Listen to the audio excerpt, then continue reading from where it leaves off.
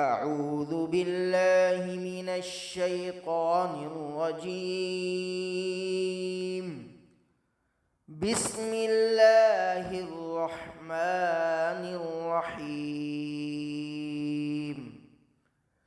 إذا زلزلت الأرض زلزالها وأخرجت الأرض أثقالها وقال الإنسان